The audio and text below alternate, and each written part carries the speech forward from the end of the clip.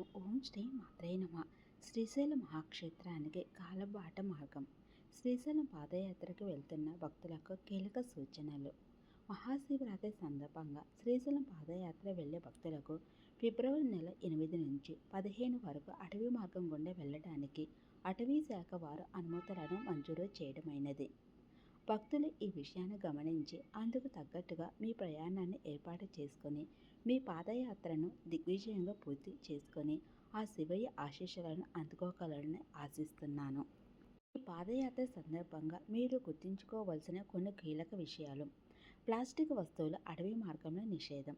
Cigarette, పాను, గుట్కా, తంబాకు మరియు మద్యపానం లాంటివి పూర్తిగా నిషేధం. ఈ పాదయాత్ర ఆత్మకూర దగ్గర ఉన్నటువంటి వెంకటాపురం నుండి మొదలవుతుంది. కావున భక్తులు తమ వాహనాలను ఆత్మకూర దగ్గర ఉన్నటువంటి చెక్పోస్ట్ వరకు దగ్గర తీసుకువెళ్ళి అక్కడి నుంచి కాలినడకన బయలుదేరవలసి ఉంటుంది.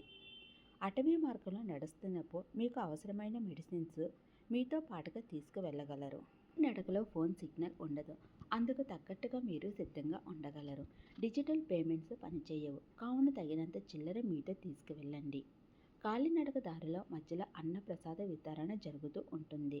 దప్పిక ఎక్కువగా ఉంటుంది కాబట్టి తగిన నీళ్లు మీ వెంట తీసుకువెళ్ళండి. కానీ మధ్యలో నీళ్లు అమ్ముతూ ఉంటారు. మీరు బాటిల్స్ వాటిని నింపుకోవచ్చు.